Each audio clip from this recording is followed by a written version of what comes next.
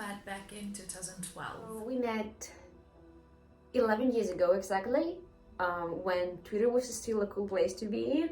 She read something, I replied, and that's how our story began. We were online friends for 4 years. We added each other on Facebook, and at first we talked a couple of times per week, but very soon we started talking every single day.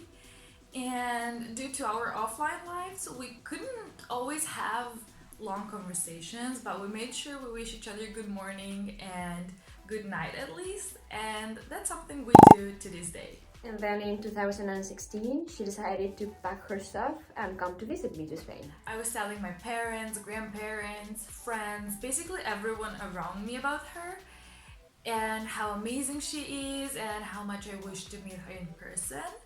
So my grandparents decided to pay for the trip, and in 2016 I went to Spain. It was the most nerve-wracking and amazing experience at the same time I've ever lived. Because I was so nervous. I wanted her to feel at home. I wanted her to feel like she was with her own family. And I think I actually was able to do that. My parents and her parents were very supportive through this whole process, considering how we met. We all know how unreliable people on the internet can be. But I decided to invite her to my home because I trusted her, and they were very supportive and they treated her like their own child. The moment she stepped out of that door at the airport and I hugged her, I felt like I had known her for my whole life. Raquel has such an amazing family. They welcomed me so nicely. They took such a good care of me. They accepted me as I am, and I'm always going to be grateful for that. We traveled a lot in those 2 weeks. They took me literally everywhere. They made me try some of the typical food of Spain. I met a lot of her friends. It was such an amazing experience, but most importantly, she was such a sweetheart. She was exactly as she presented herself on the internet, and it felt surreal to finally meet her. And in 2017, I decided to go to Serbia and meet her family. And it was the most amazing experience I've ever had. It was beyond words, beyond anything I had imagined. It was indescribable. I felt like I had a Serbian family. I felt like her parents, her grandparents, her grannies especially, they gave me so much love.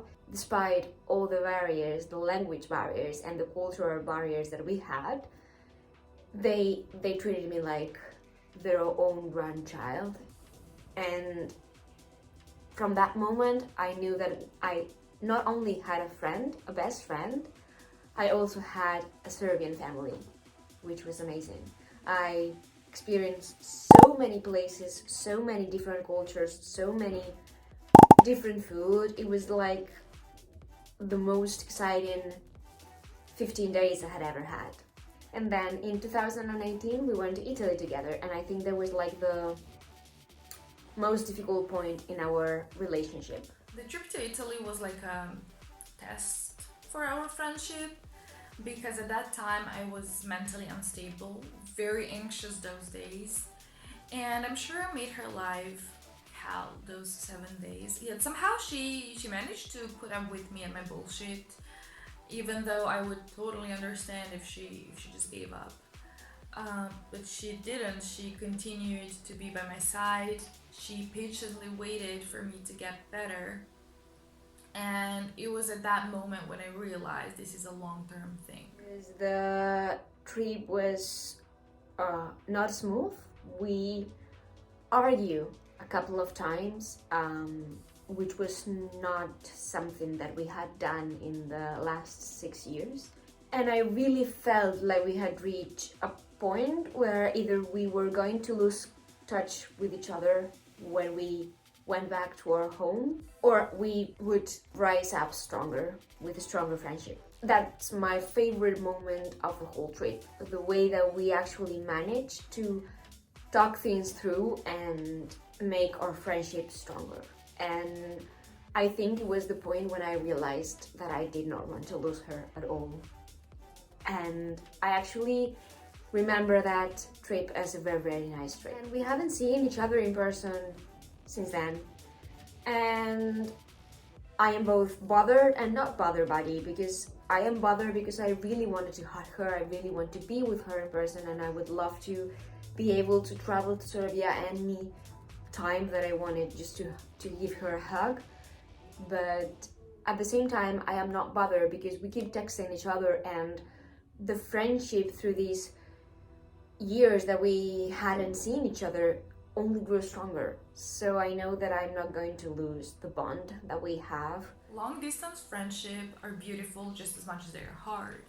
It's always nice to have someone on the other side of the continent who loves you, who cares about you, who you can go to every once in a while. But the problem arises when you need a comfort in the form of a hug. Or nothing bad has to happen, you just want to spend time with your friend.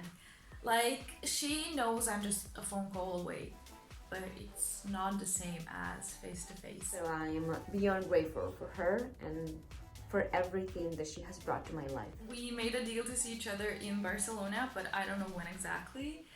I would love to see her this year, but for that to happen, all pieces need to be in place because life. But until that happens, we will keep texting and video calling each other as often as possible.